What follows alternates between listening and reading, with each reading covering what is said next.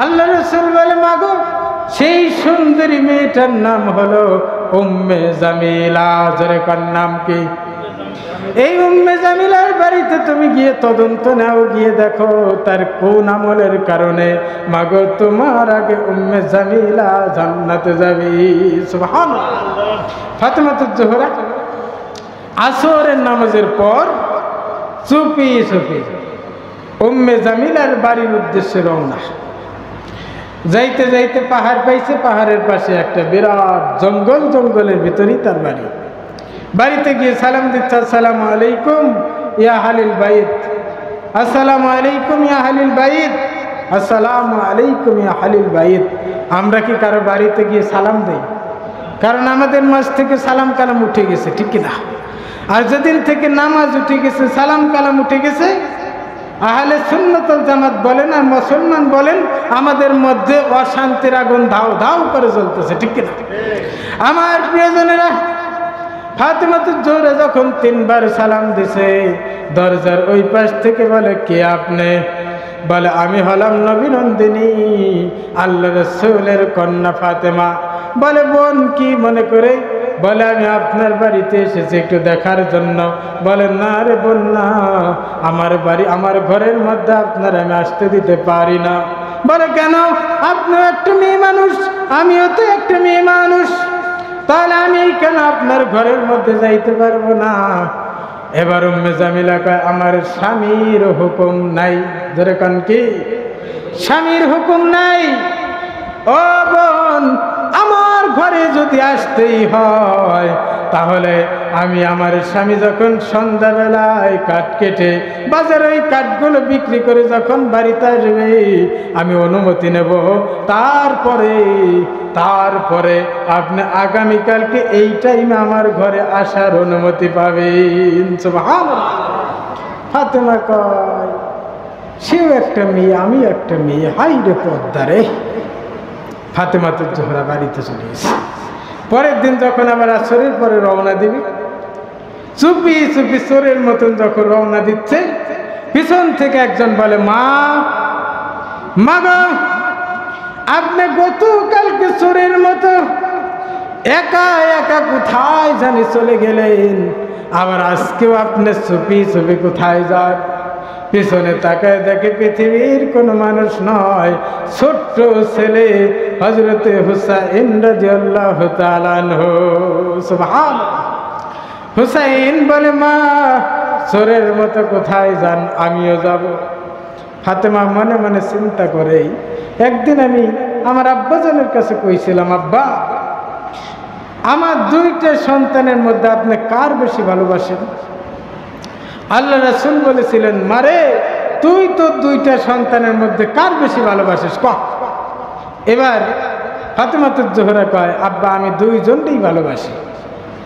নবী আমার কয়, আমিও 2 জনকেই ভালোবাসি, তবে হুসাইন একটু জেদি রে মা, জেদি হওয়ার কারণে আমি হুসাইনকে একটু বেশি ভালোবাসি। সুবহানাল্লাহ। আমার প্রিয়জনেরা, সেই হুসাইন পিছনে পিছনে রওনা দেয়। যাইতে যাইতে উম্মে জামিলার বাড়ির আঙ্গিনায় হুসাইন বলে, মা কোথায় নিয়ে আসলেন? এই প্রত্যন্ত এলাকার মধ্যে এমন কোনো বসত বাড়ি নাই, একটাই বাড়ি, এত মরু, এত জঙ্গলের মধ্যে, এমন একটা মরু জঙ্গলের মধ্যে আমারে কেন আনলেন? এই কথা ভিতর থেকে উম্মে জামিলা শুনছে। ফাতেমা কয়, উম্মে জামিলা দরজা খোলো। কয় যে, আমি 1 ঘন্টা আগেই দাঁড়াইছিলাম, আপনি আসবেন, খুলবো, কিন্তু আপনি সাথে করে কারে নিয়ে আইছেন? কয় যে, আমার ছোট ছেলে হুসাইন। বলে যে, বয়স কত? কয় যে, কত? 3.5 বছর। আমি আর এক ইতিহাসের মধ্যে দেখলাম 4 বছর। যাই হোক, দেখা যায় উম্মে জামিলা বলতেছে, খাতুনে জান্নাত মা ফাতেমা, শোনেন, আপনার হুসাইনের বয়স যদি 2 বছর হতো, যদি 2 বছর হতো, তাহলে আমি আসার অনুমতি দিতাম, কারণ এখনো দুধ ছাড়ে নাই। যেহেতু 4 বছর হয়ে গেছে, এক জিনিস দেখলে পরে বাইরে যায় আরেকজনের কাছে বলে দিতে পারবে, যে অমুক লোকটার চেহারা এরকম, অমুক লোকের থুতনির তলে দেখা যায় যে একটা তিল দাগ আছে, এই কথাটা বলে দিতে পারে, আমার পদ্মার খিলাফ হবে। এই জন্য আমার সাথে যদি দেখা করতে চান, আপনি আজকের মতো ফেরত যান, আমি আবার আমার স্বামীর কাছ থেকে আপনার ছেলের জন্য অনুমতি নেব, তারপরে আগামীকালকে আপনি আসবেন। হুসাইন তো জেদি। হুসাইন বলে, মা কেমন বাড়িতে আপনি আমার আনলেন যে নাকি দরজাই খোলেন একটা পাজি মেয়ে, বেহায়া মেয়ে। খাতুনে জান্নাত মা ফাতেমাতুজ জোহরা বলে, বাবা তুই তো বলিস এই মেয়েটা খারাপ মেয়ে, কিন্তু তোর নানা বলে এই মেয়েটা নাকি আমার আগে জান্নাতে যাবে। কে বলে? তোর নানা বলে এই মেয়েটা আমার আগে জান্নাতে যাবে। কোন কারণে জান্নাতে যাবে আমি দেখার জন্য এসেছি। হুসাইন বলে, কে বলছে? নানা, চলো যাই, নানার কাছে যাই। এক ধরে নানার বাড়ির আঙ্গিনায় আল্লাহ রাসূলের কাছে গিয়ে বলে, নানা, নানা গো, আমার মার মতো একজন মা এই পৃথিবীতে কিয়ামত পর্যন্ত আর হবে না। নানা গো, আপনি কার কাছে আমার মারে পাঠাইছেন? কার কাছে পাঠাইছেন? সে তো একটা বেহায়া মেয়া, দরজাই খোলে না। আল্লাহ রাসূল মুসকে মুসকে হাসে আর কয়, যেদি ছেলে কাকড়ার মতো করে যে তা আমারে ধরছে, এখন আর সারানোর মতন কোনো ব্যবস্থা নাই। আল্লাহ রাসূল বলেন, আলী, আলী বলে, ইয়া রাসূলুল্লাহ ইয়া হাবিবাল্লাহ, লাব্বাইক ইয়া রাসূলুল্লাহ ইয়া হাবিবাল্লাহ। আল্লাহ রাসূল বলেন, রাখো তোমার লাব্বাইক, রাখো তোমার ইয়া রাসূলুল্লাহ। আজকে আমি তো শ্বশুর, আমার হুসাইন আমার নাতি, আর আমার ফাতেমা হলো আমার মেয়ে রে, আজকে কোনো ইয়া রাসূলুল্লাহ চলবে না। আলী কারামাল্লাহ বলে, বাবা কি হয়েছে? বলে যে ওই যে হুসাইন আমার হাত ধরছে কাকড়ার মতো, এখন ছাড়াইতে হবে। কারণ কি? আল্লাহ রাসূল বলে, তোমার বউ ফাতেমার আগে উম্মে জামিলা জান্নাতে যাবে, এই জন্য। আলী বলে, এই কথা আপনি কেন বলছেন? আমারে বলতেন তোর আগে আবু বকর জান্নাতে যাবে, আবু বকরের আগে তালহা জান্নাতে যাবে, ওমরের আগে ওসমান জান্নাতে যাবে, আমাদের কোনো ব্যাপারই না। কিন্তু আপনি মেয়ে মানুষের কাছে এই কথা কইছেন কে? আজকে আমি আর আপনি যদি ঘরের বউরে বলি, তোরে ভালো দেখা যায় না রে, আমি মরার সাথে সাথে জান্নাতের ভিতরে 70টা হুর পাবো, দেখবেন ওই বিবি আমার আপনার সাথে কথা তো দূরের কথা, আমার আপনার দ্বারের কাছে এক সপ্তাহ আসবে না। যদি বলা যায় যে কেরে ভাত দিস না, ভাত মরার সাথে সাথে তোমার হুরে ধরবে, তাহলে আমার দিয়ে কি দরকার নেই, ঠিক কিনা? আমি আমার দাদিরে বলেছিলাম, তোর হাতের রান্না ভালো লাগে না রে, নানির রান্না কত ভালো। কয় যে তুমি তোমার নানির বাড়ি পার হয়ে যাও, আমার হাতের রান্নার খাওয়া লাগবে না। আপন দুই বিয়েন, ঠিক কিনা? নারীদের এমন অহংকার, একজন যদি থাকে ক্ষমতায় আর একজন থাকবে জেলখানায়, জোরে কান, ঠিক কিনা? আমার প্রিয়জনেরা, বিস্তারিত ফিনিশিং দিতে পারবো না, আমি মূল আলোচনায় চলে যাইতেছি। এবার আলী বলে, ও ফাতেমা শোনো, একদিন পরন্ত বিকালবেলায় আপনি যখন জ্বরে কাতর হয়েছিলেন, ওই মুহূর্তে আপনি আমার ডাক দিয়ে বলেছিলেন, স্বামী গো, আমার হাসান আল হুসাইন আজকে 3টা দিন তেনারা অনাহারে গলা কাটা মুরগির মতো ছটফট ছটফট করতেছে, গলা কাটা মুরগির মতো ছটফট ছটফট করে, কিছু খাবারের ব্যবস্থা করে দেন। আমি জানি আপনার পকেটে কোনো টাকা নাই, আপনি হলেন এন্টি পকেট, তবে আমার একটা ওন্না আছে, বিয়ের সময় আমার আব্বা দিয়েছিল, এই ওন্নাখানা আপনি বাজারে বিক্রি করেন। আমার প্রিয়জনেরা, এই ওন্নাখানা যখন বাজারে বিক্রির উদ্দেশ্যে আলী রওনা দিবে, পথের মধ্যে গিয়ে মনে পড়ে গেল, এখন এই ওন্না যদি আমি মানুষের মধ্যে দেখাইতে দেখাইতে নিয়ে যাই, একজন মনে মনে চিন্তা করতে পারে, পুরুষ মানুষ তো তখনই দুর্বল হয় যখন ওই স্বামী তার বইয়ের জিনিস বেঁচে খায়, ঠিক না? আমার প্রিয়জনেরা, আলী ওন্নাখানা জুব্বার পকেটের মধ্যেই রেখে দিল।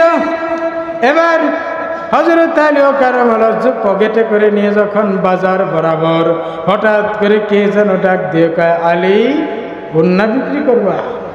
আলী ভাই উন্না বিক্রি করবা?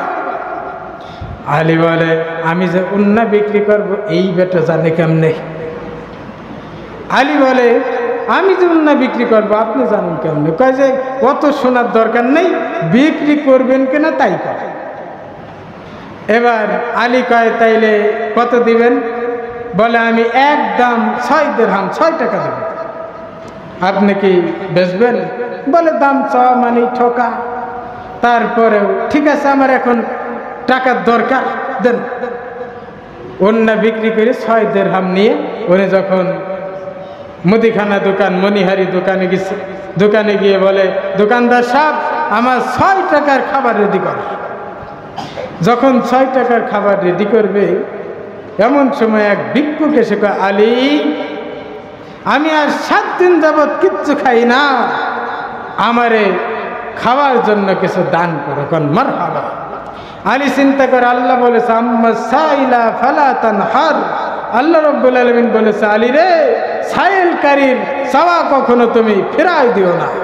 এই আয়াতের দিকে তাকাইয়া আলী 6 দিরহাম দিছে দান কইরা, জোরে কোন সুবহানাল্লাহ। 6 দিরহাম দান করে দেওয়ার পর এবার আলীও কারামালজ্জু তিনি চিন্তা করতেছে, কারণ আমি দান করছি আল্লাহর দিকে চাই। আল্লাহ বলেন ইন্নাকা লা তুখলিফুল মিআদ, আল্লাহ কখনো ওয়াদা খেলাফ করে? আরো জোরে বলি আল্লাহ কখনো ওয়াদা খেলাফ করে? আমার প্রিয়জনেরা হযরত আলী কারামালজ্জু দান করে দাঁড়ায় আছে। কিছুক্ষণ পর একটা উটওয়ালা, জোরে কান কি ওয়ালা? উটওয়ালা এসে বলে ও আলী তুমি কি উট কিনবানি? তুমি কি উট কিনবা? ওই দিক দিয়ে দোকানদার বলে আলী 6 দিরহাম তো দিলা তুমি দান কইরা, তাহলে এখন তোমার বাজারের খবর কি, খাবারের খবর কি? আলী বলে দোকানদার ভাই আপনি 7 দিরহাম দিয়ে কিছু খাবার আমার প্যাকেট করে দেন। সুবহানাল্লাহ। 6 10 কে 60 আর 1 টাকা দান করলে 10 গুণ, তাহলে 6 10 কে 60 টাকার খাবার রেডি করে 2 বস্তা, জোরে কোন সুবহানাল্লাহ। এবার উটওয়ালা কয় উট কিনবেন? আলী বলে আমি তো এন্টি পকেট, আর মানুষ পাইল না। কয় চিন্তার কারণে আমি বাকিতে বিক্রি করি, বিক্রি হয়ে গেলে সেই টাকা নিয়ে আমি রওনা দিই, জোরে কোন মারহাবা। এইবার হযরত আলী কারামালজ্জু বাকিতে উট ক্রয় করলো। উট ক্রয় করার পর বাজারে চলে গেল। কে যেন এসে বলে আলী ভাই আপনি কি উট বিক্রি করবেন? বলে যে কত? কয় যে 160 টাকা। আর উট কিনছিল 100 দিরহাম দিয়ে। কত? বাকিতে 100 দিরহাম, বেচলো কত? 160 দিরহাম। 160 দিরহাম বিক্রি করে আলী কারামালজ্জু ওই 100 উটওয়ালা দিয়ে 60 টাকা দিয়ে 2 বস্তা খাবার নিয়ে ফাতেমার বাড়ির আঙ্গিনায়, জোরে কোন সুবহানাল্লাহ। ফাতেমা বলে স্বামী এখানে তো উম্মে জামিলার কোনো ওয়াজ হয় না, এখানে তো আমার আর আপনার ওয়াজই চলতেছে, আমি আর ভালো লাগতেছে না। আলী বলে ইন্নাল্লাহা মা'আস সাবিরিন। সুবহানাল্লাহ। একটু ধৈর্য ধরো, ধৈর্যশীলদের সাথে আল্লাহ আছে। ফাতেমাকে আর ধৈর্য ভালো লাগতেছে না, বললাম বলো আমার আগে সে কেমনে জান্নাতে যাবে? আলী কারামালজ্জু বলেন ফাতেমা আমি যখন তোমার বাড়ির আঙ্গিনায় চলে গেলাম, আমার ঘরের আঙ্গিনায় দরজা খুলে যখন 2 বস্তা খাবার আমার ঘরের মধ্যে আর মাথার মধ্যে আপনি দেখলেন, এমন সময় আপনি আবার দরজাটা যখন আটকাই দিলেন, দরজাটা আটকাই দেওয়ার পর ও খাতুনে জান্নাত আপনি জানলার পাশ থেকে বলেছিলেন স্বামী গো ওই উন্নাটা বিক্রি করে বড় জোর 6 দিরহাম অথবা 5 টাকার কিছু খাবার হবে, কিন্তু আপনি এতগুলো খাবার কোথায় পাইলেন? আপনি কি চুরি করা টাকা আনলেন নাকি ক্যাসিনো খেলা টাকা আনলেন? ও মুসলমান আজকে আমার আপনার বাড়িতে সেই আইন নাই, আমার আপনার বউরা শুধু চায় আর চায়, ঠিক না? শুধু চায় আর চায়। এই টিভি আইনো, ফিরে যাই না, আমার জন্য বেনারসি শাড়ি, আমি মূল ফিনিশিং দিতে পারবো না, সময় সংক্ষিপ্ত। আমার প্রিয়জনেরা আলী কারামালজ্জু যখন খাতুনে জান্নাত ফাতেমাতুজ জোহরা যখন পাঠাই দিল। রাগ করলো আলী কয় আমার কি রাগ নাই, তোমার রাগ আছে, আমার কি রাগ নাই। আলী কারামাল্লাহু ওই এক হাতে মাথার মধ্যে বস্তাখানা নিয়া আর এক হাত ঘাড়ের মধ্যে ওই বস্তাখানা নিয়ে রাসূলের বাড়ির আঙ্গিনায় রাসূল বলে আলী মুস্কি মুস্কি হাসে, বলে যাই তোমার মনটা এত খারাপ কেন বাবা? আলী বলে আব্বাজান আপনি এত ভালো মানুষ, আপনার মেয়ে এত মানে যে রাগী কেন? আল্লাহ রাসূল বলেন আমার মেয়ে আবার তোমারে কি করলো? বলে খাবার নিয়ে গেলাম, পছন্দ হয় নাই, ফেরাই দিছে। রাসূল কয় বসো। আলী তোমার কাছ থেকে যে উন্নাখানা কিনলো সে কি তুমি কি জানো? সে কে তুমি কি জানো? আলী বলে আমি জানি না। আল্লাহ রাসূল বলেন যে তোমার কাছ থেকে ভিক্ষা নিয়ে গেল 6 দিরহাম সে কি তুমি জানো? আমি জানি না, আল্লাহ রাসূল ভালো জানে। এবার আল্লাহ রাসূল বলে আলী তোমার কাছে যেই ব্যক্তি বাকিতে উট বিক্রি করলো সে কি তুমি জানো? ও আলী তোমার কাছ থেকে ওই দিরহাম নিয়ে গেল 100 দিরহাম, আবার বাজার থেকে যেই ব্যক্তি তোমার কাছ থেকে 160 দিরহাম দিয়ে ওই উটখানা ক্রয় করলো সে কি তুমি জানো? আলী বলে আল্লাহ রাসূল ভালো জানে। আল্লাহ রাসূল বলেন আলী শুনে নাও ওই ব্যক্তিটাই ছিল স্বয়ং আল্লাহর ফেরেশতা। সুবহানাল্লাহ। আলী শোনো ওই যে উন্নাখানা তুমি বিক্রি করলে দুনিয়ার কাউরে ফেরেশতা দেখতে দেয় নাই, তোমার হাতের মধ্য থেকে নিয়ে ওই উন্নাখানা একটা ব্যাগের মধ্যে ভরে হযরত ওই আল্লাহর ফেরেশতা আল্লাহর বাড়ি আরশে চলে গেল।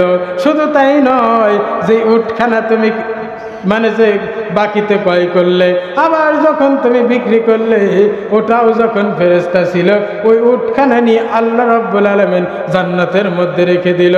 আলী শুনে নাও ওই উন্নাখানা ওই যে কাঠুরিয়ার বিবি উম্মে জামিলা, ওই জামিলা উন্নাখানা ওই উটকে বানাবে জান্নাতি বাহন তোমার ফাতেমার জন্য। ওই ফাতেমাতুজ জোহরা উটের মধ্যে চড়বে। শুধু তাই নয়, উম্মে জামিলা ওই মুহূর্তে উটের মধ্যে লাগাম কোথায় পাবে? উম্মে জামিলাকে ওই উট টানার জন্য একজন রাখাল বানাবে। সুবহানাল্লাহ। ও ফাতেমা শোনো, তোমার বাবা আমারে বলেছিল ওই উটখানা হবে তোমার জান্নাতি বাহন, কারণ তুমি হলে জান্নাতি রমণীদের সর্দারনি। তুমি কিভাবে হেঁটে হেঁটে জান্নাতে যাও? আল্লাহ তোমারে ভিআইপি করে তোমার আল্লাহ রাব্বুল আলামিন ওই উটের মধ্যে চড়াইয়া উম্মে জামিলাকে লাগাম হিসেবে ওই তোমার উন্নাটাকে গলার মধ্যে বেঁধে দিয়ে উম্মে জামিলা টানতে টানতে তোমারে নিয়ে জান্নাতে চলে যাবে। জোরে কোন সুবহানাল্লাহ। আমার প্রিয়জনেরা, এখান থেকে বোঝা গেল উম্মে জামিলা এক পাও আগে হলেও জান্নাতে যাবে, কারণ তেনার যে স্বামী ছিল কাঠুরিয়া, ওই যে ফাতেমা যেদিন প্রথম দিন গিয়েছিলেন ওই দিন এই কথা শোনা পর তিনি হাত উত্তোলন করে বলেছিলেন আল্লাহ তুমি আমার স্ত্রী এমন একজন ব্যক্তি যিনি একটা মেয়ে মানুষ খাতুনে জান্নাত মা ফাতেমাতুজ জোহরা নবী নন্দিনী তার জন্য দরজা খোলে নাই, তাহলে আমার স্ত্রীটা কেমন স্ত্রী? আল্লাহ তুমি আমার স্ত্রীকে, আমি স্বামী হয়ে এলেম নাই কালাম নাই কিচ্ছু নেই, আমি স্বামী হয়ে দোয়া করি আল্লাহ তুমি ওই ফাতেমার আগে এক পাও আগে হলেও তুমি আমার স্ত্রী উম্মে জামিলাকে সর্বপ্রথম জান্নাত দিও। যেরকম আমার প্রিয়জনেরা, এখান থেকে বোঝা গেল পদ্মার বড় মর্যাদা, এখান থেকে বোঝা গেল আল্লাহ ওয়াদা খিলাফ করে নাই, এখান থেকে বোঝা গেল আল্লাহ রাব্বুল আলামিন কোরআনুল কারীমের মধ্যে যা বলেছেন সব কিছু সত্য, এতে কোনো সন্দেহ নাই। আজকে একদল বের হয়েছে আহলে কোরআন, ওরা বলতেছে সূরা ইখলাসের মধ্যে ভুল, যেরকম নাউজুবিল্লাহ। আমি ওই দিকে যাব না। যাই হোক, আল্লাহ রাব্বুল আলামিন যেন আমাকে আপনাকে 5 ওয়াক্ত নামাজ, রাসূলের সুন্নাত এবং মা বোনদেরকে সুন্দরভাবে পর্দায় রাখার মতো তৌফিক এনায়েত করেন। সকলে বলে আমিন। ওয়া আখির দাওয়ানা।